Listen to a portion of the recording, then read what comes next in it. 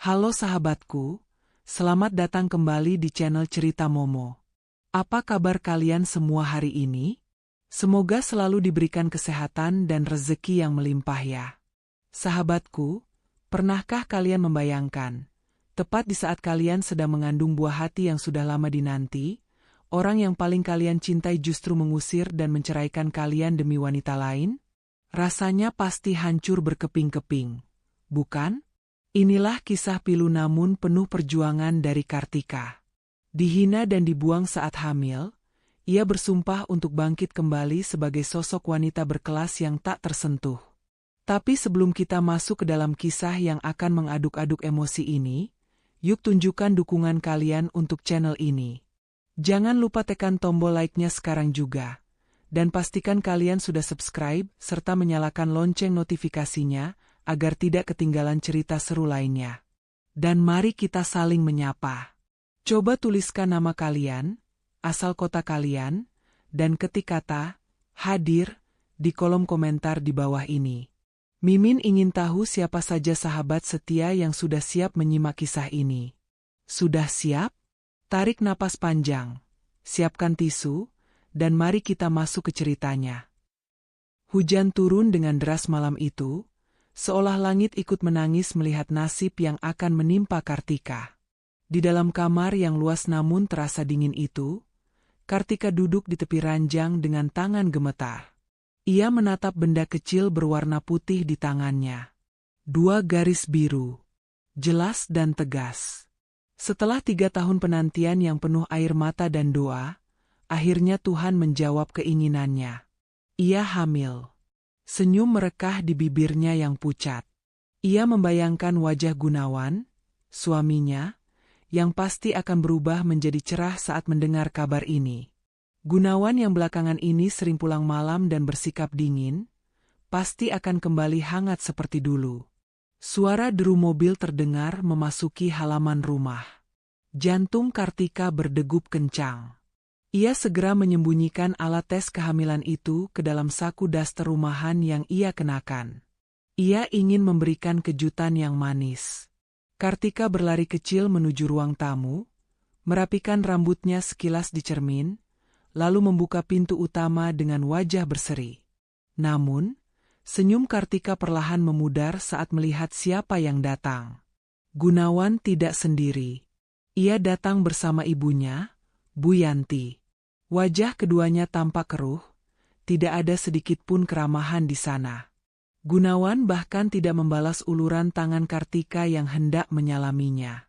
Pria itu menepis tangan istrinya dengan kasar dan langsung berjalan menuju sofa ruang tamu, diikuti oleh Bu Yanti yang menatap Kartika dengan pandangan merendahkan dari ujung kepala hingga ujung kaki. Mas, Bu, kalian sudah pulang? Mau Kartika buatkan teh hangat? Tanya Kartika dengan suara lembut, berusaha menutupi kegugupannya.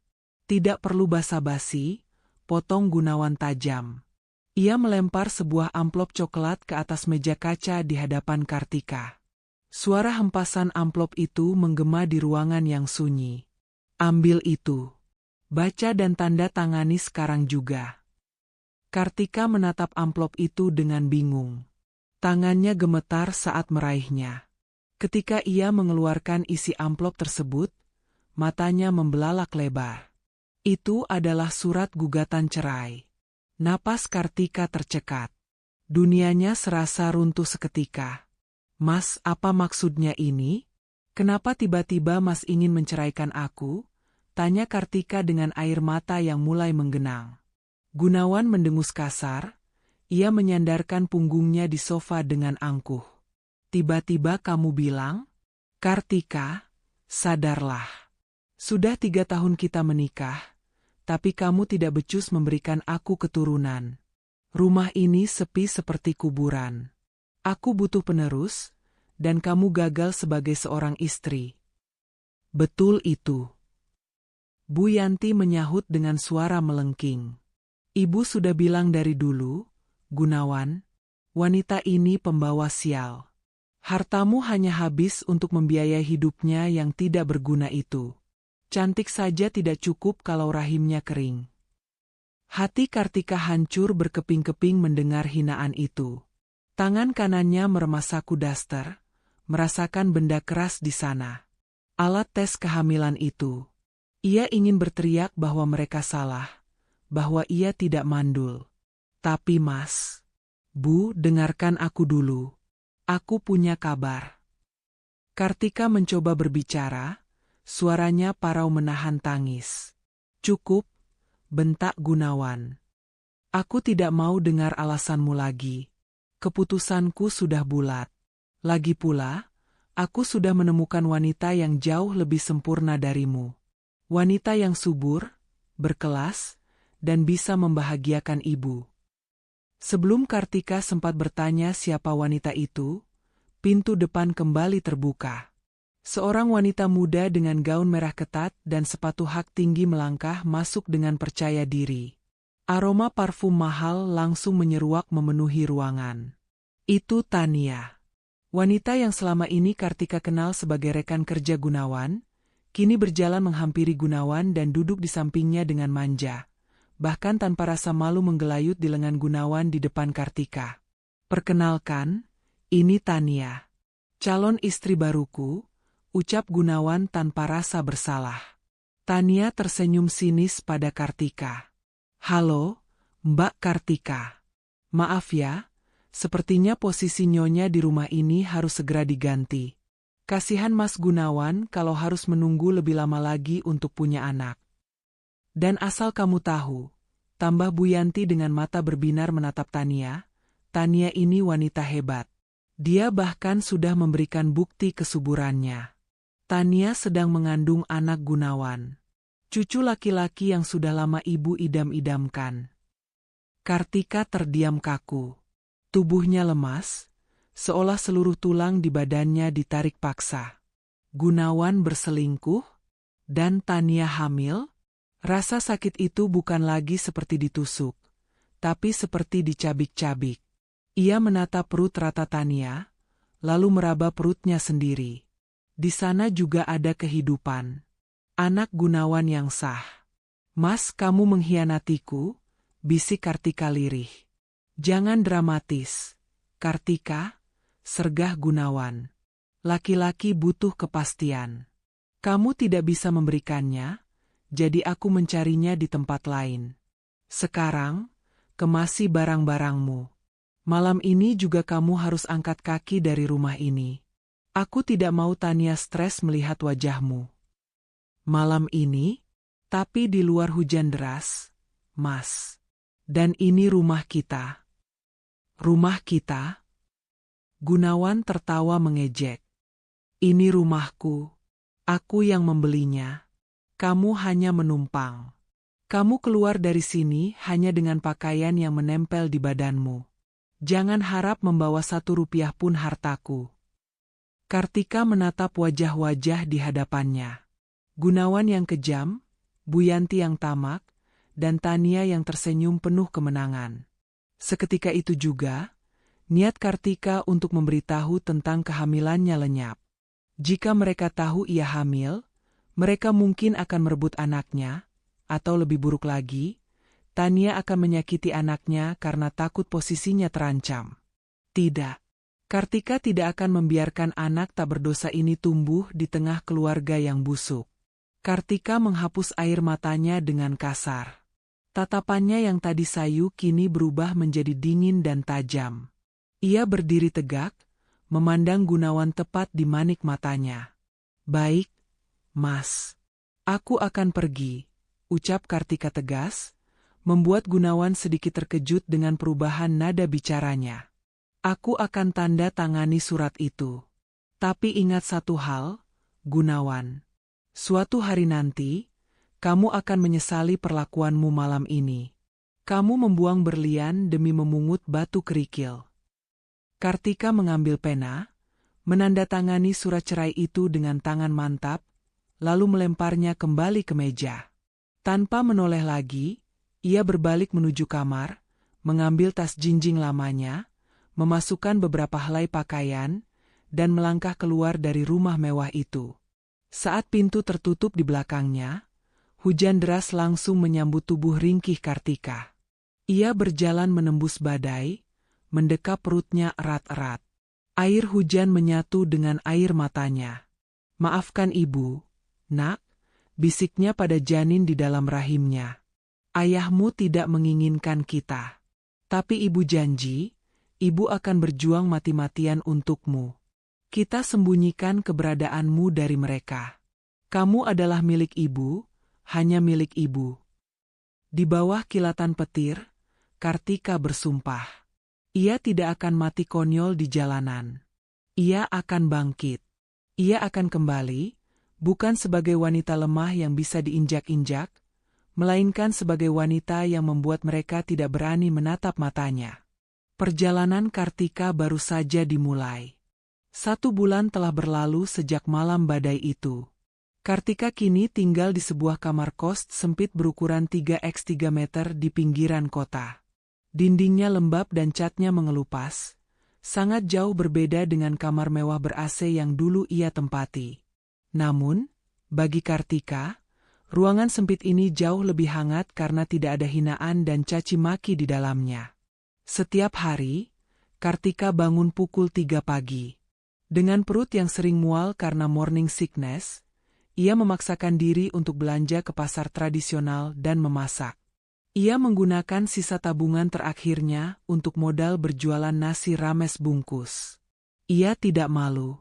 Ia berkeliling dari satu proyek bangunan ke proyek bangunan lain, menawarkan dagangannya kepada para kuli dan pekerja kasar. Kelelahan sering mendera, kakinya bengkak, tapi setiap kali ia merasa ingin menyerah, ia mengelus perutnya yang mulai sedikit membuncit. "Sabar ya, nak. Ibu berjuang untuk susu dan popokmu nanti," bisiknya menyemangati diri sendiri. Sementara Kartika berjuang demi uang receh, di sebuah gedung pertemuan termewah di pusat kota, pesta pernikahan Gunawan dan Tania digelar besar-besaran. Lampu kristal berkilauan, bunga-bunga impor menghiasi setiap sudut, dan makanan berlimpah ruah. Tania tampak seperti ratu dengan gaun pengantin bertahtakan permata, sementara Gunawan berdiri gagah di sampingnya dengan senyum sombong. "Lihatlah menantuku, cantik dan subur," seru Bu Yanti kepada tamu-tamu sosialitanya, memamerkan Tania seolah barang antik. "Sebentar lagi keluarga kami akan punya penerus laki-laki, tidak seperti mantan istri Gunawan yang mandul itu." Tania tersenyum manis, namun tangannya diam-diam mencubit pinggang Gunawan. "Mas, tagihan dekorasi dan catering harus dilunasi besok. Kartu kreditku sudah limit," bisiknya pelan. Gunawan mengernyit sedikit, namun gengsinya terlalu tinggi. "Tenang saja, sayang. Bisnisku sedang lancar. Kamu tidak perlu memikirkan uang. Yang penting kamu jaga kandunganmu," jawab Gunawan, tidak menyadari bahwa kandungan yang dibanggakannya itu hanyalah sebuah kebohongan besar. Tania menghela napas lega, rencananya untuk menguras harta Gunawan berjalan mulus. Kembali ke pinggiran kota, matahari siang itu bersinar sangat terik. Kartika sedang merapikan dagangannya di sebuah meja lipat kecil di dekat area pembangunan gedung perkantoran baru. Keringat bercucuran di pelipisnya. Dagangannya hari ini belum habis, dan ia mulai pusing karena belum makan siang. Tiba-tiba, sebuah mobil sedan hitam mengkilap berhenti tepat di depan lapak kecil Kartika. Seorang pria berjas rapi keluar dari kursi penumpang, diikuti oleh sopirnya. Pria itu tampak berwibawa, matanya tajam namun teduh. Ia adalah Aji, pemilik perusahaan properti yang sedang meninjau proyek pembangunan tersebut. Aji terlihat sedang menelepon seseorang dengan nada kesal. "Saya tidak mau makan di restoran mewah itu lagi, rasanya hambar. Saya ingin makanan asli, yang punya rasa." Aji menutup teleponnya lalu pandangannya jatuh pada tumpukan nasi bungkus di meja Kartika. Aroma ayam goreng lengkuas dan sambal terasi yang khas menggelitik hidungnya. Tanpa ragu, Aji menghampiri meja Kartika. "Bu, nasi ramesnya masih ada? Saya mau 1, makan di sini saja," ucap Aji ramah, sama sekali tidak canggung meski duduk di bangku plastik reot. Kartika yang sedang melamun terkejut. Ia segera menyeka keringatnya dan melayani Aji dengan cekatan. "Masih, Pak. Silakan duduk. Maaf tempatnya seadanya." Aji membuka bungkusan nasi itu dan menyuapkan 1 sendok besar ke mulutnya. Seketika, matanya terbelalak. Rasa gurih, pedas, dan manis berpadu sempurna di lidahnya. Masakan ini mengingatkannya pada masakan mendiang ibunya. Sederhana, tapi penuh perasaan. Tanpa sadar, Aji menghabiskan makanannya dengan lahap hingga tandas. "Luar biasa," puji Aji sambil meminum air mineral gelas. "Siapa yang memasak ini? Rasanya sangat otentik." Kartika tersenyum tipis. Senyum tulus pertamanya setelah sekian lama. "Saya sendiri yang memasak, Pak. Resep peninggalan ibu saya." Aji menatap Kartika lekat-lekat. Ia melihat wanita di hadapannya bukan sekadar pedagang nasi bungkus biasa. Meski pakaiannya sederhana dan wajahnya lelah, ada pancaran ketegaran dan keanggunan yang tidak bisa disembunyikan. Aji, yang memiliki insting bisnis tajam, melihat potensi besar. "Namamu siapa?" tanya Aji. "Kartika, Pak." "Kartika, masakanmu ini terlalu enak untuk hanya dijual di pinggir jalan seperti ini," ucap Aji serius. Ia mengeluarkan kartu namanya dan meletakkannya di meja. "Minggu depan saya ada acara gathering investor di kantor pemasaran proyek ini. Saya butuh catering untuk 100 orang. Saya ingin menu nasi rame seperti ini, tapi dikemas dalam kotak yang lebih eksklusif. Kamu sanggup?" Kartika ternganga. 100 kotak? Itu pesanan terbesar yang pernah ia bayangkan. Keuntungan dari pesanan itu bisa untuk membayar sewa kos 2 bulan ke depan dan biaya periksa ke bidan. "Sanggup, Pak. Sangat sanggup," jawab Kartika dengan mata berbinar. "Bagus. Hubungi nomor di kartu itu besok untuk urusan uang muka. Saya tunggu masakan terbaikmu, Kartika." Aji tersenyum, lalu beranjak pergi menuju mobil mewahnya. Sebelum masuk, ia sempat menoleh sekali lagi ke arah Kartika yang kini sedang sujud syukur kecil di balik meja dagangannya. Ada desiran hangat yang aneh di dada Aji, perasaan yang sudah lama tidak ia rasakan sejak istrinya meninggal dunia 5 tahun lalu. Hari itu menjadi titik balik bagi Kartika. Di saat Gunawan sedang menghamburkan uang untuk pesta semu yang penuh kepalsuan, Kartika baru saja membuka pintu gerbang menuju kesuksesannya sendiri. Takdir mulai memutar rodanya, mempertemukan Kartika dengan sosok yang akan mengubah hidupnya, bukan hanya sebagai pebisnis, tapi juga sebagai wanita yang dicintai dengan layak. Namun Kartika sadar, ia harus bekerja 2 kali lebih keras untuk membuktikan kepercayaan Aji, sambil tetap menyembunyikan perutnya yang kian hari kian membesar. 3 bulan pernikahan Gunawan dan Tania berjalan, namun suasana di rumah mewah itu mulai terasa panas, bukan karena gairah cinta, melainkan karena tumpukan tagihan yang menggunung. Gunawan duduk di ruang kerjanya, memijat pelipisnya yang berdenyut nyeri. Di hadapannya tergeletak lembar tagihan kartu kredit yang nominalnya membuat matanya membelalak. Puluhan juta rupiah habis hanya dalam waktu 2 minggu untuk tas bermerek, sepatu impor, dan perawatan spa. "Tania," panggil Gunawan keras. Tania masuk ruangan dengan santai sambil mengunyah apel. Tangan kirinya mengelus perutnya yang mulai terlihat membuncit. Buncit yang sebenarnya hanyalah gumpalan kain dan bantalan silikon yang ia tata dengan rapi di balik gaun longgarnya. "Ada apa sih, Mas?" Teriak-teriak begitu, "Nanti anak kita kaget loh," ucap Tania manja, menggunakan senjata ampuhnya. "Lihat ini." Gunawan melempar kertas tagihan itu ke arah Tania. "Kamu beli apa saja sampai sebanyak ini? Bisnisku sedang agak lesu bulan ini, Tania. Kamu harusnya berhemat, bukan malah menghamburkan uang seperti ini." Tania cemberut, lalu mulai memasang wajah sedih yang dibuat-buat. Mas kok perhitungan sekali sama istri sendiri? Aku belanja itu untuk menjaga penampilanku demi Mas juga. Lagi pula, aku sedang hamil, Mas. Bawaannya stres kalau tidak belanja. Kalau aku stres, nanti janinnya kenapa-napa, Mas mau tanggung jawab kalau sampai keguguran. Belum sempat Gunawan menjawab, Bu Yanti muncul di ambang pintu, wajahnya garang membela menantu kesayangannya. Heh, Gunawan, jangan bentak-bentak istrimu. Tania itu sedang mengandung cucu laki-laki penerus keluarga kita. Biarkan saja dia beli apa yang dia mau. Uang bisa dicari, tapi cucu laki-laki itu tidak ternilai harganya. Jangan sampai gara-gara kamu pelit, cucu ibu kenapa-napa. Gunawan terdiam, kalah telak. Kata, cucu laki-laki, adalah mantra yang selalu berhasil membungkamnya. Ia hanya bisa menelan kekesalannya bulat-bulat, tidak menyadari bahwa di balik punggungnya, Tania tersenyum licik penuh kemenangan. Tania tahu betul cara mengendalikan ibu dan anak itu. Namun, jauh di lubuk hatinya, Tania mulai cemas. Perut palsunya bisa ia atur.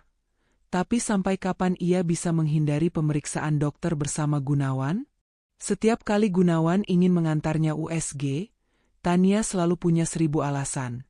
Dokter langganannya cuti, sakit kepala mendadak, atau pura-pura sudah pergi duluan bersama teman sosialitanya.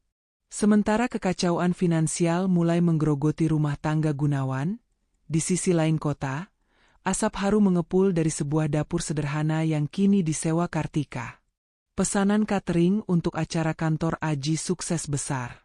Nasi kotak buatan Kartika menjadi buah bibir di kalangan rekan bisnis Aji. Rasanya yang otentik dan kemasannya yang kini lebih rapi berkat modal dari Aji, membuat pesanan terus mengalir. Hari ini, Kartika mengantarkan langsung pesanan makan siang untuk rapat direksi di kantor Aji. Ia mengenakan kemeja longgar dan celana kulot, untuk menyamarkan perutnya yang kini memasuki usia 4 bulan.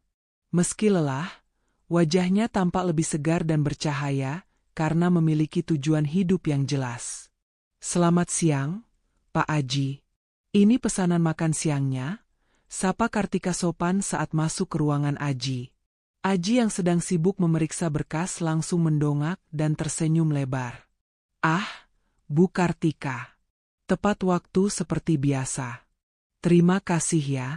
Oh ya, silakan duduk sebentar. Kartika duduk dengan canggung. Aji beranjak dari kursi kebesarannya dan duduk di sofa berhadapan dengan Kartika. Tatapan pria itu teduh namun menyelidik. Saya perhatikan omzetmu bulan ini naik drastis, Kartika. Dapur sewaanmu itu pasti sudah terlalu sempit untuk menangani semua pesanan ini, ucap Aji membuka pembicaraan. Iya, Pak. Alhamdulillah. Memang agak kewalahan, tapi saya masih sanggup mengerjakannya sendiri dibantu satu orang tetangga kos, jawab Kartika merendah. Aji menggeleng pelan. Kamu tidak boleh terus-terusan bekerja seperti robot. Kamu punya potensi besar. Saya punya ruko kosong di dekat pusat kuliner yang strategis. Bekas restoran juga, jadi dapurnya sudah standar restoran. Saya ingin menawarkan kerjasama. Kamu pakai ruko itu, kelola bisnis cateringmu di sana dengan skala lebih besar. Soal sewa, kita bisa bicarakan sistem bagi hasil nanti setelah usahamu stabil. Mata Kartika berkaca-kaca.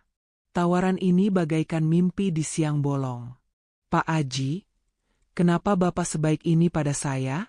Saya hanya janda cerai yang tidak punya apa-apa. Aji menatap Kartika lekat, ada ketulusan yang mendalam di sana. Karena saya melihat ketigihan di matamu yang tidak dimiliki orang lain. Dan sejujurnya, masakanmu membuat saya merasa pulang ke rumah. Saya ingin melihatmu sukses, Kartika. Bukan karena kasihan, tapi karena kamu pantas mendapatkannya. Kartika terdiam, hatinya bergetar. Selama pernikahan dengan Gunawan, ia tidak pernah diapresiasi seperti ini. Gunawan selalu menganggap apa yang dilakukannya adalah kewajiban, tanpa nilai lebih. Tapi Aji, pria yang baru dikenalnya, justru memberinya sayap untuk terbang. Terima kasih, Pak Aji. Saya terima tawaran Bapak. Saya berjanji tidak akan mengecewakan Bapak, ucap Kartika dengan suara bergetar menahan haru. Panggil saya Aji saja kalau tidak sedang rapat. Aji tersenyum hangat. Dan satu lagi, Kartika. Jaga kesehatanmu. Kamu terlihat sedikit pucat. Jangan memaksakan diri mengangkat beban berat. Kartika tersentak pelan. Apakah Aji tahu tentang kehamilannya? Ia buru-buru menutupi perutnya dengan tas. Saya baik-baik saja, Pak. Hanya sedikit kurang tidur. Malam harinya, perbedaan nasib semakin terlihat kontras. Gunawan pulang ke rumah dan mendapati Tania sedang membuang makanan yang baru dimasak pembantu karena alasan tidak selera dan meminta dibelikan makanan hotel bintang 5. Gunawan menahan amarah sambil memungut makanan yang terbuang itu. Sementara itu, di kamar kosnya, Kartika sedang sujud dalam salat malamnya, menangis penuh syukur. Ia mengelus perutnya yang bergerak pelan. Nak, hari ini kita dapat rezeki besar. Om Aji baik sekali sama kita. Kelak, kamu harus jadi orang hebat dan baik hati seperti dia ya, bisik Kartika. Tanpa Kartika sadari, takdir sedang menyusun rencana besar. Kebohongan Tania yang semakin rapuh dan kejujuran Kartika yang berbuah manis akan segera bertabrakan dalam waktu dekat. Waktu terus berjalan, mendekatkan mereka pada hari pengungkapan yang akan mengguncang segalanya. 6 bulan telah berlalu sejak malam pengusiran itu, dan roda nasib berputar lebih cepat dari yang dibayangkan siapapun. Kartika bukan lagi wanita kusam yang hanya berkutat di dapur sempit kos-kostan. Kini, ia berdiri tegak di depan sebuah restoran 2 lantai yang ramai pengunjung. Papan nama besar bertuliskan, Dapur Kartika, terpampang gagah di bagian depan ruko elit tersebut. Di bawah bimbingan Aji, Kartika menjelma menjadi sosok wanita pebisnis yang tangguh. Penampilannya berubah total. Tidak ada lagi daster lusuh atau wajah berminyak. Hari itu, Kartika mengenakan tunik panjang berwarna pastel berbahan sutra yang jatuh dengan indah di tubuhnya, menyamarkan perut buncitnya yang kini memasuki usia 7 bulan. Wajahnya dipoles riasan tipis yang natural, memancarkan aura keibuan yang anggun dan berkelas. Siang itu, sebuah mobil Alphard putih berhenti tepat di lobi restoran. Sopir berseragam turun dengan sigap membukakan pintu penumpang. Aji keluar lebih dulu, lalu dengan lembut mengulurkan tangannya untuk membantu Kartika turun. Pemandangan itu menarik perhatian banyak orang, termasuk seorang pria yang sedang terjebak macet di seberang jalan dengan mobil sedan yang mulai terlihat kusam karena jarang dicuci. Pria itu adalah Gunawan. Gunawan menyipitkan matanya, mencoba menembus kaca mobilnya yang sedikit berdebu. Jantungnya seakan berhenti berdetak saat melihat wanita yang turun dari mobil mewah itu. Sosok itu begitu familiar, namun auranya sangat asing. Wanita itu tertawa renyah saat Aji membisikkan sesuatu, sebuah tawa lepas yang sudah bertahun-tahun tidak pernah Gunawan dengar. Tidak mungkin. Gumam Gunawan, mencengkeram setir mobilnya hingga buku-buku jarinya memutih. Itu tidak mungkin Kartika. Kartika itu udik, kampungan. Wanita itu terlihat seperti istri pejabat. Gunawan mencoba menyangkal penglihatannya. Ia meyakinkan dirinya bahwa mantan istrinya pasti sedang menderita di suatu tempat, mungkin menjadi buruh cuci atau pembantu rumah tangga. Tidak mungkin wanita yang ia buang seperti sampah kini bersanding dengan pria yang jauh lebih gagah dan kaya darinya, menaiki mobil yang harganya saja 3 kali lipat dari aset Gunawan saat ini. Namun, rasa penasaran membakar dadanya. Ia ingin turun dan memastikan, tapi klakson kendaraan di belakangnya memaksanya untuk terus melaju, meninggalkan pemandangan menyakitkan itu dengan sejuta tanda tanya. Sementara itu, di dalam restoran, Aji menuntun Kartika menuju ruang kantor pribadi di lantai 2, agar Kartika bisa beristirahat. Aji meletakkan segelas susu hamil hangat di meja kerja Kartika. Minum dulu, Bu Bos. Jangan terlalu capek mengurusi catering pernikahan untuk besok. Ingat, ada nyawa kecil yang harus dijaga, ucap Aji dengan nada perhatian yang tidak dibuat-buat. Kartika tersenyum, menyesap susu itu. Hubungan mereka selama beberapa bulan ini berjalan sangat unik. Aji tidak pernah secara gamblang menyatakan perasaannya, namun tindakannya selalu berbicara lebih keras. Ia menjaga Kartika layaknya kaca yang rapuh namun berharga. Aji tahu Kartika hamil, meski Kartika belum pernah secara lisan mengakui siapa ayah bayi itu, Aji tidak pernah bertanya. Ia menerima paket lengkap itu tanpa syarat. Terima kasih, Mas Aji. Kalau tidak ada Mas, mungkin aku dan anak ini masih terlunta-lunta di jalanan, jawab Kartika tulus. Kamu hebat karena dirimu sendiri, Kartika. Aku hanya membuka pintu, kamulah yang melangkah masuk dan menaklukkannya, balas Aji. Tatapannya kemudian berubah serius. Oh iya, soal undangan pesta gala dinner Asosiasi Pengusaha minggu depan, aku ingin kamu datang bersamaku. Sebagai partner bisnis, dan sebagai pasanganku. Kamu siap? Kartika tertegun. Gala dinner itu pasti dihadiri oleh banyak pengusaha top kota ini. Mungkin termasuk Gunawan yang dulu sering membual tentang koneksi bisnisnya. Namun, alih-alih takut, sebuah keberanian muncul di hati Kartika. Ia bukan lagi Kartika yang dulu. Aku siap, Mas. Aku akan datang. Berbanding terbalik dengan kesuksesan Kartika, suasana di rumah Gunawan semakin suram. Gunawan pulang dengan kepala pening, bayangan wanita mirip Kartika tadi masih menghantuinya. Begitu masuk kamar, ia berharap mendapat sambutan hangat. Namun yang ia dapati adalah Tania yang sedang berteriak-teriak di telepon, memarahi butik langganannya karena gaun yang dipesan tidak muat. Dasar penjahit bodoh. Perutku ini sedang hamil mahal. Harusnya kalian buat ukurannya pas. Bentak Tania, lalu melempar ponselnya ke kasur saat melihat Gunawan masuk. Gunawan menatap Tania dengan tatapan lelah. Perut Tania memang membesar, tapi ada yang aneh. Bentuknya kadang terlihat terlalu tinggi, kadang agak miring. Dan setiap kali Gunawan ingin menyentuhnya atau sekadar mendengarkan detak jantung bayi, Tania selalu menepis dengan alasan sensitif atau geli. Mas, kamu melamun lagi, seru Tania, membuyarkan lamunan Gunawan. Mana uang tambahannya? Ibu bilang dia mau arisan sosialita besok, dia butuh 5 juta lagi untuk beli tas baru biar tidak malu sama teman-temannya. 5 juta lagi? Suara Gunawan meninggi. Tania, bulan ini omzet perusahaan turun drastis. Klien banyak yang lari. Kamu dan ibu bisanya cuma minta uang, dan uang. Kapan kalian mengerti kondisiku? Tania melotot, lalu mulai mengeluarkan air mata buayanya. Oh, jadi Mas mulai hitung-hitungan sama aku dan anakmu ini? Tega ya? Mas mau aku stres lalu keguguran? Ini cucu laki-laki loh, Mas. Cucu yang Mas idam-idamkan.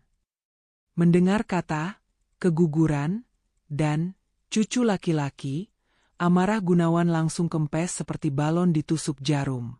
Ia menghela napas panjang, merogoh dompetnya dengan kasar, dan melempar beberapa lembar kartu debit ke kasur. Ambil, habiskan saja semuanya sampai kita bangkrut. Gunawan membanting pintu kamar mandi, meninggalkan Tania yang langsung tersenyum licik sambil memungut kartu-kartu itu. Di bawah guyuran shower air dingin, Gunawan memejamkan mata. Bayangan wanita anggun yang turun dari Alphard tadi kembali muncul. Jika benar itu Kartika, betapa bodohnya dia. Dulu, Kartika tidak pernah meminta uang sepeser pun. Kartika bahkan rela makan nasi dengan garam demi Gunawan bisa membeli jas bagus untuk rapat. Kini, Gunawan hidup dengan lintah darat berwajah cantik bernama Tania. Sementara Kartika, jika benar itu dia, sedang meniti tangga menuju puncak dunia yang tidak bisa Gunawan gapai. Rasa penyesalan mulai tumbuh, kecil namun menyengat, bersiap untuk meledak ketika kebenaran akhirnya terungkap. Langit sore tampak kelabu, senada dengan suasana hati Gunawan yang sedang duduk termenung di kursi kebesarannya. Ruangan kantor yang dulu menjadi simbol kejayaannya kini terasa seperti penjara. Telepon di mejanya berdering tanpa henti, namun Gunawan membiarkannya. Ia tahu siapa yang menelepon. Para pemasok bahan baku yang menagih pembayaran, atau mungkin pihak bank yang mengingatkan tentang jatuh tempo cicilan rumah mewah yang ia tempati. Pak Gunawan, sekretarisnya mengetuk pintu dengan wajah takut-takut. Supplier baja mengancam akan menyetop pengiriman kalau tagihan bulan lalu tidak dilunasi hari ini. Gunawan memijat pelipisnya yang serasa mau pecah. Bilang pada mereka, minta waktu 1 minggu lagi. Dana cair minggu depan. Tapi Pak, mereka sudah tidak percaya. Mereka bilang Bapak sudah janji 3 kali. Cicit sekretaris itu. Urus saja. Gunakan alasan apa kek? Saya bayar kamu untuk kerja, bukan untuk menambah pusing kepala saya. Bentak Gunawan. Sekretaris itu buru-buru menutup pintu, meninggalkan Gunawan yang kini membanting berkas ke lantai. Napasnya memburu. Sejak menikahi Tania, arus kas perusahaannya berantakan. Uang yang seharusnya diputar untuk modal usaha justru tersedot untuk membiayai gaya hidup Tania dan Bu Yanti. Dulu, saat masih bersama Kartika, keuangan mereka sangat stabil. Kartika adalah manajer keuangan rumah tangga yang hebat. Dengan pendapatan Gunawan yang belum seberapa kala itu, Kartika bisa menyisihkan tabungan, investasi emas kecil-kecilan, dan tetap menyajikan makanan lezat di meja makan. Mengingat makanan, perut Gunawan berbunyi. Ia belum makan siang. Bayangan sayur asem dan ikan asin buatan Kartika tiba-tiba menari di pelupuk matanya. Sederhana, tapi penuh cinta. Rasa rindu yang menyakitkan tiba-tiba menyergap dadanya. Dengan langkah gontai, Gunawan memutuskan pulang lebih awal, berharap bisa beristirahat sejenak di rumah. Namun, harapan tinggal harapan. Begitu membuka pintu rumah, suara lengkingan Bu Yanti langsung menyambutnya. Nah, ini dia sumber uang kita datang. Seru Bu Yanti yang sedang duduk santai di sofa sambil memijat kakinya. Gunawan, kamu itu gimana sih? AC di kamar ibu rusak sudah 2 hari kok, tidak dipanggilkan tukang servis? Panas tahu. Ibu tidak bisa tidur. Gunawan menghela napas panjang, melepas dasinya dengan kasar. Bu, aku baru saja masuk rumah. Bisakah ibu tanya dulu? Gunawan, kamu capek tidak? Sudah makan belum? Kenapa yang pertama keluar selalu keluhan? Bu Yanti mendelik. Heh, kamu berani melawan ibu sekarang? Sejak kapan kamu jadi anak durhaka begini? Dulu waktu sama si Kartika itu kamu penurut, kenapa sekarang jadi pembangkang? Gunawan terdiam. Dulu ia penurut karena Kartika selalu menengahi, selalu menenangkan emosi ibunya, dan diam-diam menyelesaikan masalah rumah tangga tanpa membebani Gunawan. Sekarang, tidak ada lagi peredam itu. Belum sempat Gunawan duduk, Tania turun dari lantai 2 dengan wajah berseri-seri sambil menenteng 2 tas belanja besar bermerek terkenal. Mas Gunawan sudah pulang. Lihat nih, Mas, aku beli stroller bayi impor dari Eropa. Harganya cuma 25 juta, lagi diskon lo dari harga 40 juta. Murah banget kan? Celoteh Tania antusias, menyodorkan kwitansi ke wajah suaminya. Mata Gunawan membelalak melihat angka di kertas itu.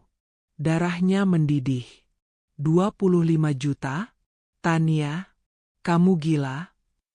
Tagihan supplier kantor macet, listrik rumah hampir diputus, dan kamu beli kereta bayi seharga motor. Senyum di wajah Tania seketika lenyap, berganti dengan raut wajah tersinggung yang dibuat-buat. Kok Mas bentak aku sih?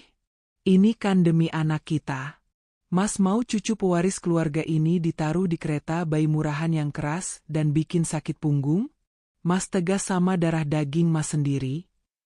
Tapi tidak harus semahal ini, Tania. Kita sedang krisis, teriak Gunawan, suaranya menggema di seluruh ruangan. Tania mulai menangis meraung-raung, sebuah akting yang semakin hari semakin mahir ia mainkan. Aduh perutku sakit. Mas. Aduh. Kram. Ibu. Tolong. Mas Gunawan jahat, dia bikin aku stres. Anakku, anakku. Bu Yanti langsung panik dan menghampiri Tania. Lalu menatap Gunawan dengan nyalang. Lihat. Lihat ulahmu. Istrimu sampai kesakitan begitu. Kalau sampai cucu ibu kenapa-napa, ibu tidak akan memaafkanmu, Gunawan. Cepat minta maaf dan bayar itu strollernya. Gunawan berdiri mematung. Kepalanya terasa pening melihat drama di hadapannya. Ia merasa terjebak.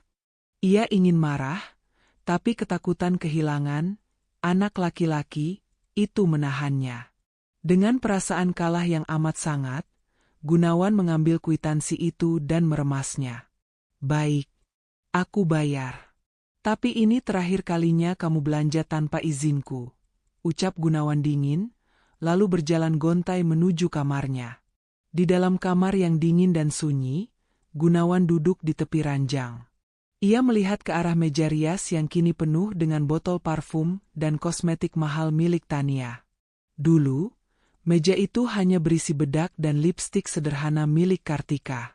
Gunawan membuka laci meja kerjanya, mencari obat sakit kepala. Tangannya tak sengaja menyentuh sebuah buku kecil bersampul batik. Itu buku catatan pengeluaran rumah tangga yang tertinggal, tulisan tangan Kartika. Gunawan membukanya. Rapi sekali. Tanggal 1, gaji Mas Gunawan masuk.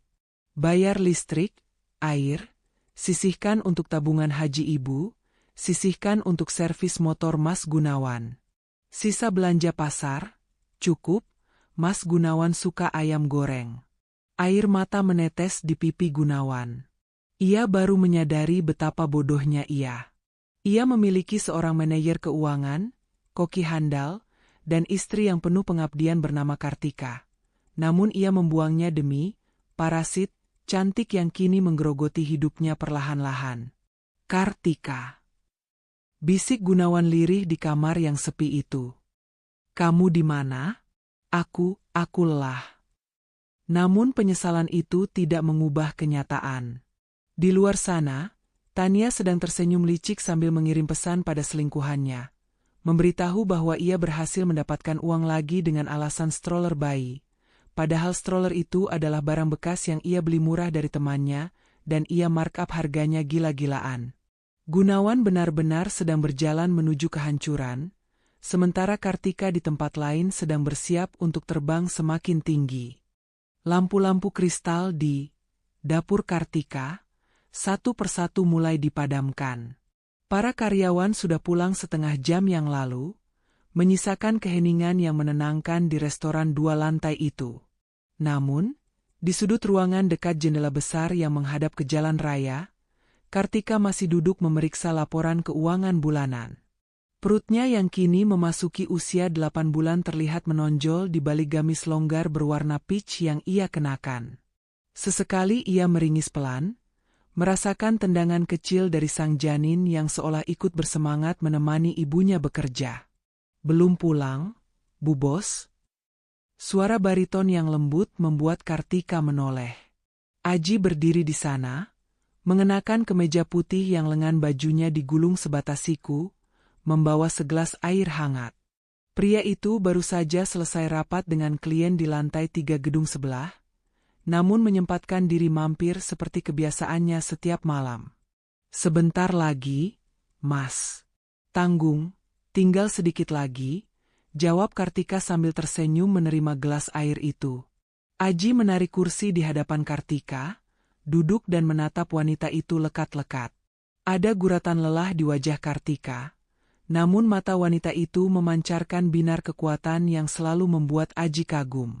Aji menghela napas pelan, seolah sedang mengumpulkan keberanian untuk sesuatu yang besar. "Kartika," panggil Aji pelan namun tegas. Kartika meletakkan penanya. "Ya, Mas?" Aji tidak langsung menjawab. Ia merogoh saku celananya dan mengeluarkan sebuah kotak bludru kecil berwarna biru tua.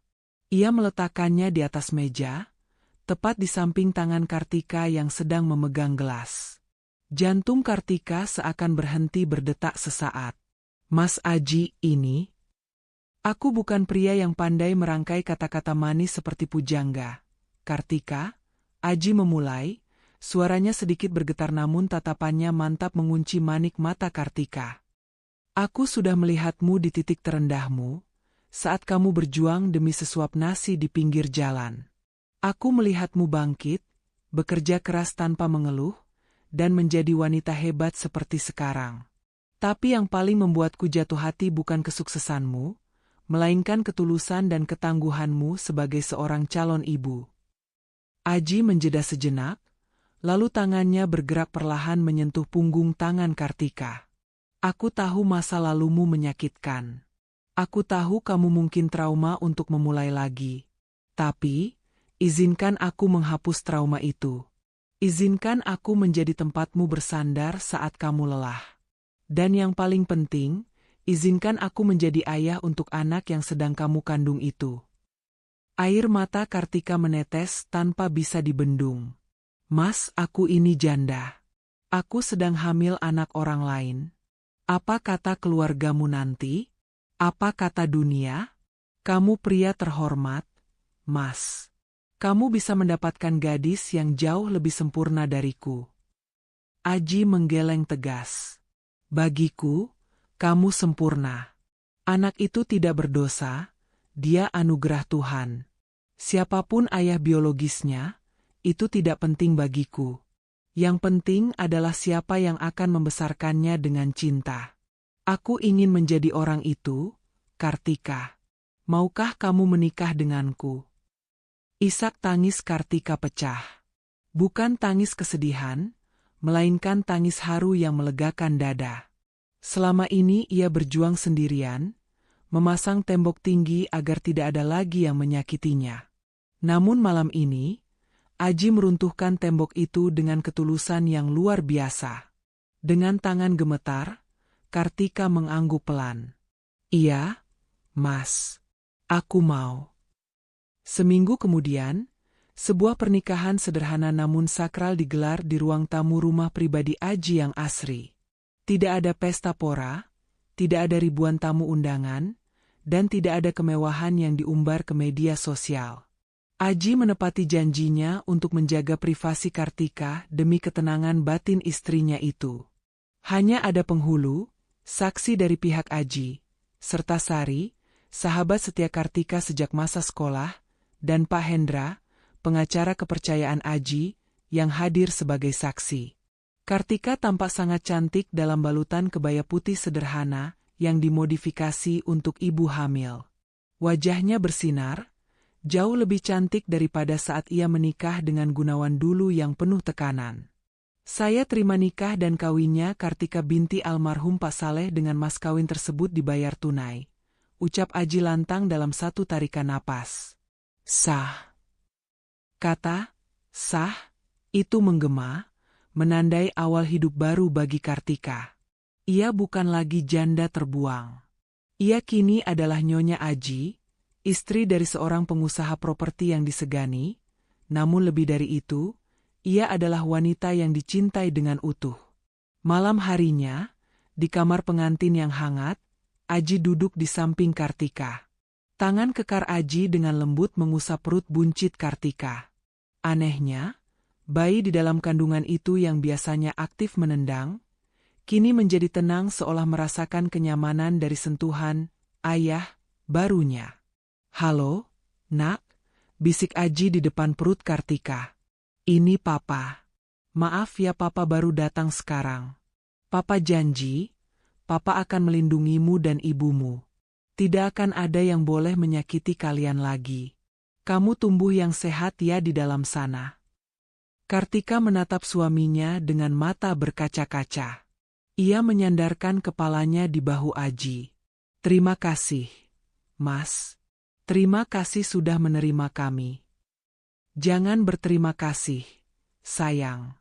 Justru aku yang berterima kasih karena kalian sudah melengkapi hidupku yang sepi. Jawab Aji sambil mencium kening Kartika dengan penuh kasih. Sementara kebahagiaan menyelimuti Kartika dan Aji, di belahan kota lain, Gunawan sedang duduk di teras rumahnya yang gelap karena beberapa lampu bohlam putus dan belum diganti. Ia menatap layar ponselnya, melihat foto-foto lama di galerinya yang belum sempat ia hapus. Foto Kartika yang sedang tersenyum sambil memegang piring masakan. Kenapa rasanya sesak sekali? Gumam Gunawan sambil memegang dadanya. Di dalam rumah, terdengar suara Tania yang sedang memarahi pembantu karena salah menyeduh teh. Suara itu begitu melengking dan menyakitkan telinga. Sangat kontras dengan kelembutan yang dulu selalu menyambut Gunawan. Tanpa ia sadari, Gunawan mulai merindukan rumah yang sebenarnya, rumah yang sudah ia hancurkan dengan tangannya sendiri. Namun ia tidak tahu, wanita yang ia rindukan itu kini sudah berada dalam pelukan pria lain yang tahu cara memuliakannya layaknya seorang ratu. Waktu bergulir tanpa ampun. 9 bulan kebohongan yang dibangun Tania kini berada di ujung tanduk.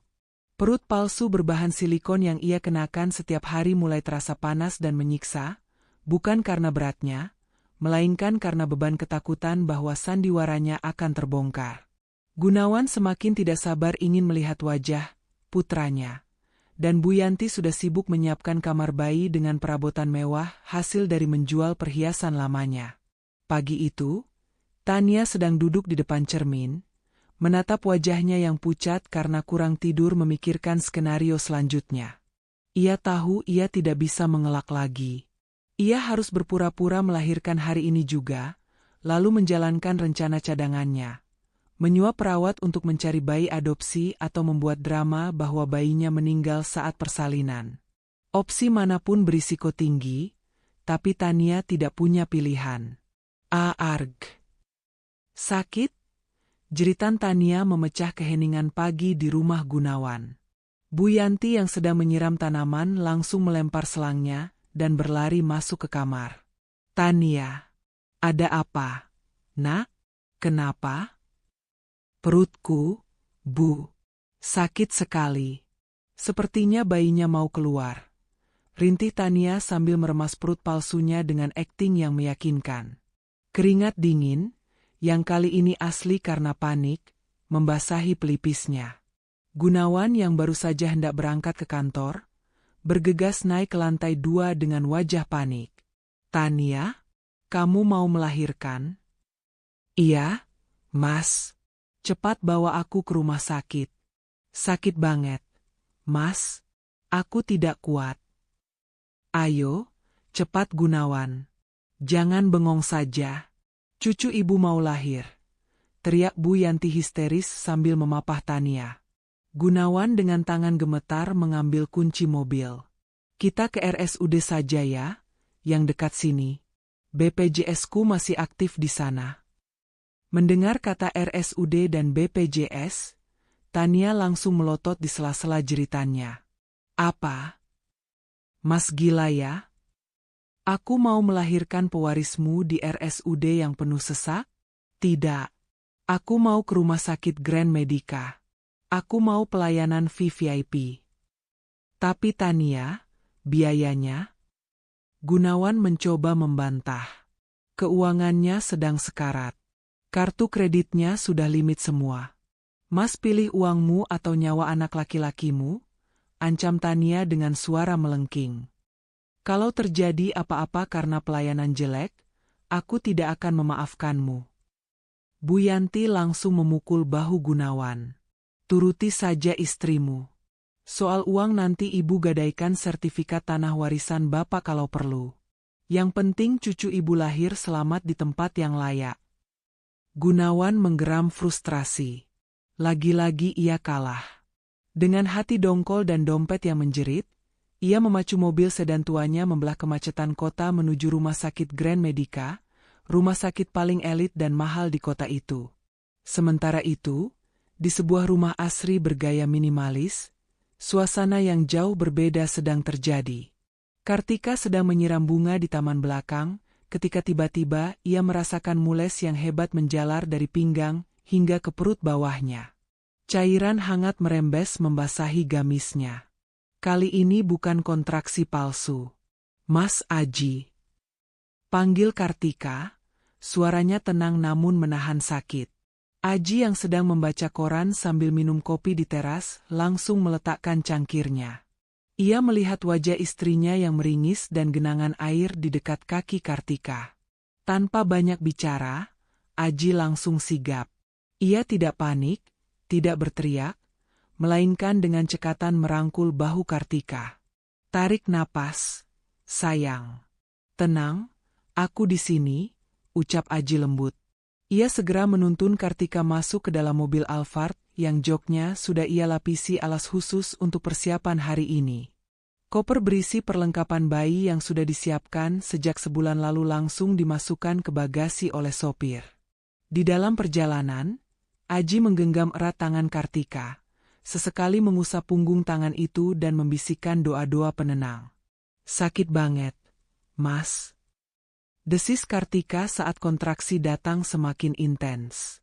"Kuat ya, Bu Ratu. Anak kita sebentar lagi mau melihat dunia. Dia anak yang kuat seperti ibunya," hibur Aji. Tangan kirinya memegang setir, sementara tangan kanannya menghubungi pihak rumah sakit lewat sambungan telepon mobil. "Halo, saya Aji. Istri saya sedang dalam perjalanan. Pembukaan sepertinya sudah lengkap. Tolong siapkan tim dokter obgyn terbaik dan kamar VVIP di lantai atas. Saya tidak mau ada kesalahan sedikit pun." Suara Aji terdengar penuh wibawa dan kekuasaan, memastikan segala sesuatunya siap menyambut kehadiran buah hati mereka. Takdir seolah sedang bermain lelucon. Mobil sedan butut Gunawan yang AC-nya mati nyala, dan mobil mewah Aji yang melaju mulus, kini mengarah ke titik koordinat yang sama. Rumah sakit Grand Medica. Tempat di mana kebenaran yang selama ini tertutup rapat akan segera terungkap di bawah sorot lampu ruang bersalin. Gunawan tiba lebih dulu. Ia memarkir mobilnya sembarangan di depan lobi IGD, membuat satpam menegurnya. Dengan wajah kusut dan penuh keringat, ia menurunkan Tania yang terus berteriak histeris, sedikit berlebihan untuk ukuran orang yang belum diperiksa pembukaannya. Perawat bergegas membawa kursi roda. "Dokter, panggil dokter spesialis. Istri saya mau melahirkan pewaris keluarga," teriak Bu Yanti heboh, membuat pengunjung lain menoleh dengan tatapan risih. Tepat saat Tania didorong masuk ke lorong IGD, sebuah mobil Alphard putih berhenti dengan anggun di lobi utama yang berbeda pintu namun satu jalur koridor di dalam. Aji turun, diikuti oleh beberapa perawat dan dokter yang sudah bersiap menyambut kedatangan istri Bapak Komisaris. Kartika diturunkan dengan hati-hati, wajahnya menahan sakit namun tetap terlihat anggun. Dua rombongan itu kini bergerak menuju lift yang sama. Rombongan Gunawan yang berisik dan panik karena takut ketahuan bohongnya, dan rombongan Aji yang tenang namun penuh urgensi medis yang nyata. Pintu lift terbuka, dan takdir mempertemukan mereka dalam satu kotak besi yang bergerak naik itu. Suasana di dalam kotak besi yang bergerak naik itu seketika berubah menjadi hening dan mencekam. Hanya terdengar dengungan mesin lift dan suara napas yang memburu. Gunawan berdiri mematung di pojok lift, matanya nyaris keluar dari kelopaknya saat menatap sosok wanita yang duduk di kursi roda di hadapannya. Itu Kartika, mantan istrinya yang ia usir di tengah badai 6 bulan lalu. Namun, wanita di depannya ini tampak sangat berbeda. Kartika mengenakan gamis hamil berbahan sutra yang terlihat mahal. Wajahnya meski menahan sakit tetap memancarkan aura keanggunan yang tidak pernah Gunawan lihat sebelumnya. Dan yang paling membuat jantung Gunawan seakan berhenti berdetak adalah perut buncit Kartika yang sangat besar dan nyata. "Kartika?" Suara Gunawan tercekat di tenggorokan, terdengar seperti bisikan orang yang sedang melihat hantu. Bu Yanti yang sedang sibuk mengipasi Tania dengan majalah bekas langsung menoleh. Matanya membelalak lebar, penuh rasa jijik bercampur kaget. Astaga! Si mandul ini ada di sini? Dan perut itu. Bu Yanti menunjuk perut Kartika dengan telunjuk gemetar. Kamu hamil? Tania, yang sedang mati-matian menjaga posisi bantal perut di balik bajunya agar tidak miring karena guncangan kursi roda tadi, ikut melirik sinis.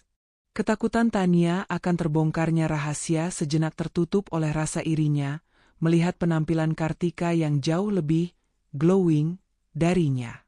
Cih, paling anak haram, cibir Tania, melupakan akting sakitnya sejenak. Baru cerai langsung hamil besar begitu? Dasar wanita murahan. Pasti hamil duluan dengan pria lain, makanya dicerai Mas Gunawan. Darah Gunawan mendidih mendengar hasutan Tania. Ego laki-lakinya yang rapuh seketika terusik. Tanpa mempedulikan pria gagah yang berdiri di samping Kartika, Gunawan melangkah maju mendekati kursi roda mantan istrinya. Wajahnya merah pada menahan amarah yang tidak beralasan. Jawab, Kartika. Sentak Gunawan kasar. Kau ngapain di sini? Hamil? Anak siapa itu? Pasti hasil menjajakan diri ya setelah cerai dariku? Kau jual harga dirimu demi bisa masuk rumah sakit mewah ini, kan? Jawab. Kalimat itu meluncur tajam, menusuk hati siapapun yang mendengarnya. Di kursi roda, Kartika hanya memejamkan mata. Meremas tangan Aji lebih kuat saat kontraksi hebat kembali datang menghantam rahimnya. Ia tidak sudi menjawab fitnah keji itu. Bibirnya terkatup rapat, menyimpan tenaganya untuk perjuangan melahirkan nanti, bukan untuk meladeni manusia-manusia yang sudah tidak punya hati nurani. Aji yang sejak tadi diam memperhatikan, perlahan menoleh.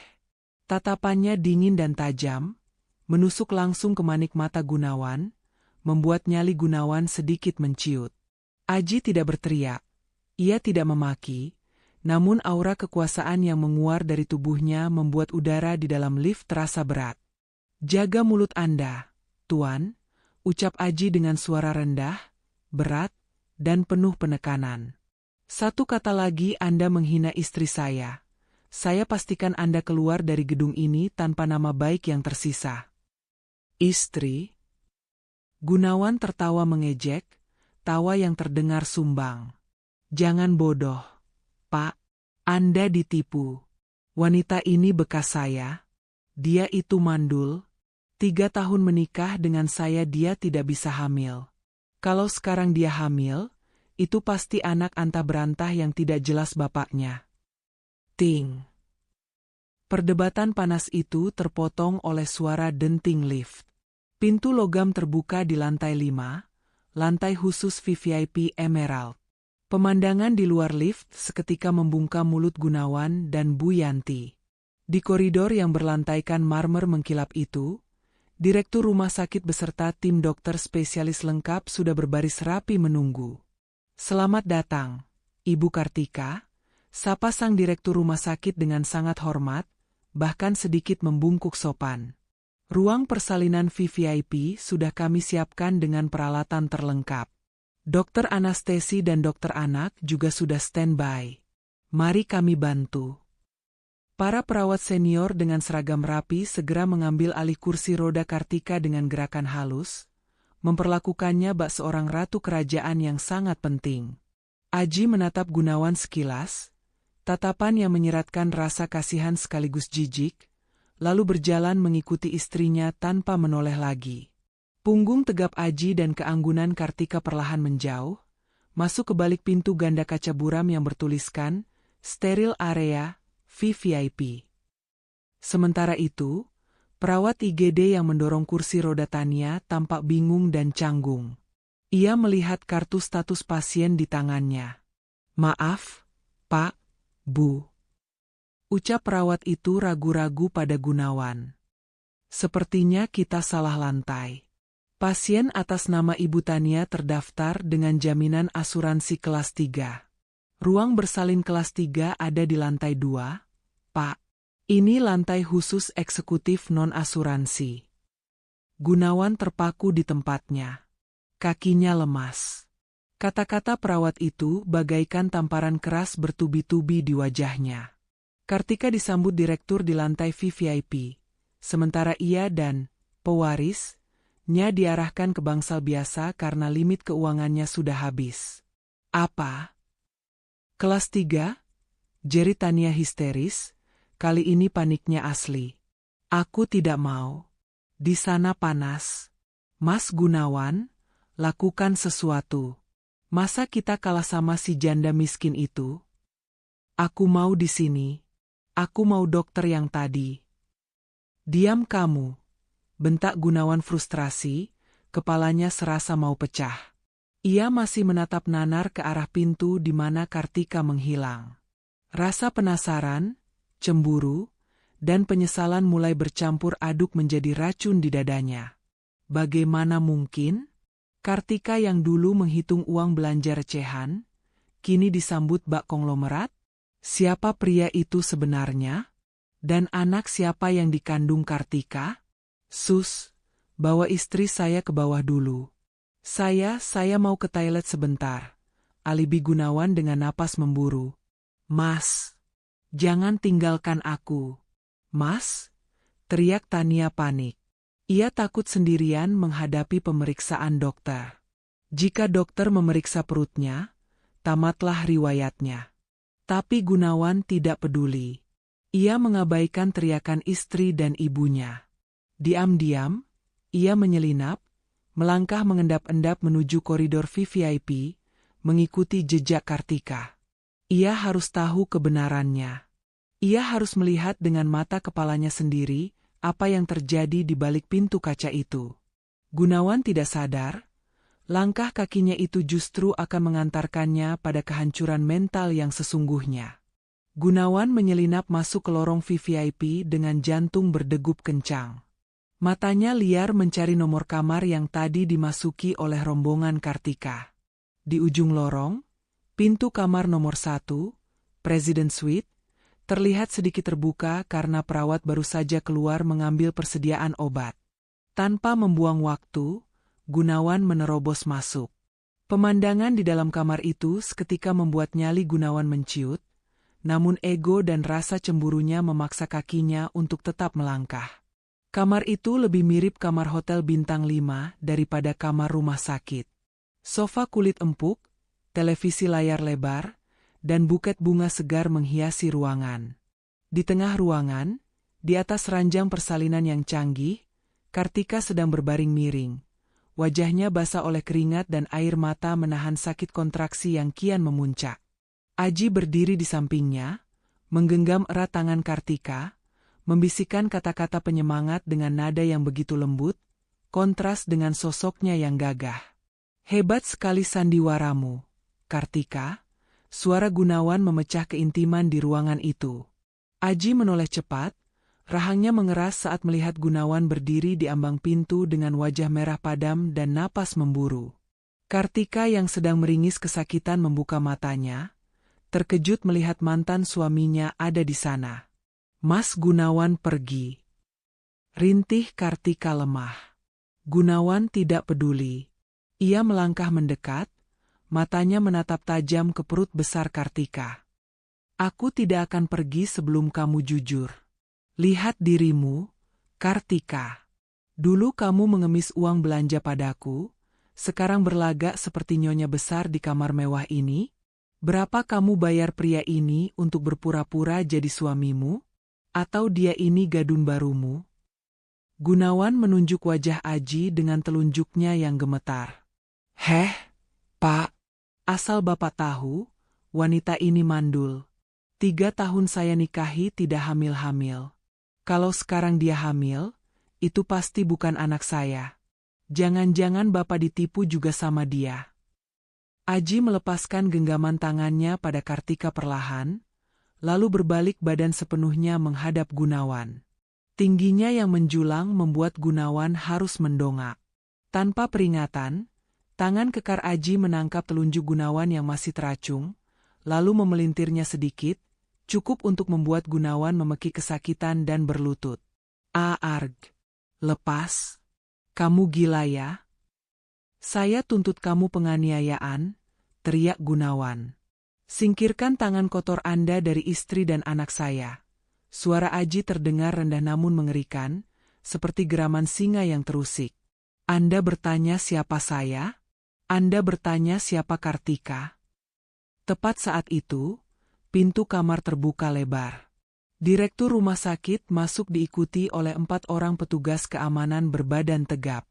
Wajah sang direktur pucat pasi melihat keributan di kamar pasien utamanya. Maafkan kami Pak Aji. Keamanan lengah sebentar. Seru direktur itu panik, lalu menatap Gunawan dengan marah. Anda? Apa yang Anda lakukan di sini? Anda menerobos masuk ke kamar pemilik saham utama rumah sakit ini. Gunawan yang sedang meringis kesakitan seketika membeku. Rasa sakit di jarinya seolah lenyap, digantikan oleh rasa syok yang menghantam otaknya. Apa? Pemilik saham? Direktur itu mengangguk tegas, merapikan jasnya. Benar, Pak Aji Santoso adalah pemilik grup properti Santoso yang juga memegang saham mayoritas rumah sakit ini. Dan Ibu Kartika. Sang direktur menunjuk Kartika dengan hormat. Beliau adalah istri sah Pak Aji, sekaligus komisaris utama dari Dapur Kartika, perusahaan catering yang baru saja memenangkan tender untuk menyuplai seluruh makanan pasien VVIP di jaringan rumah sakit kami karena kualitasnya yang premium. Dunia Gunawan runtuh seketika. Lututnya lemas bukan karena dipelintir Aji, tapi karena kenyataan yang baru saja menamparnya bolak-balik. Kartika?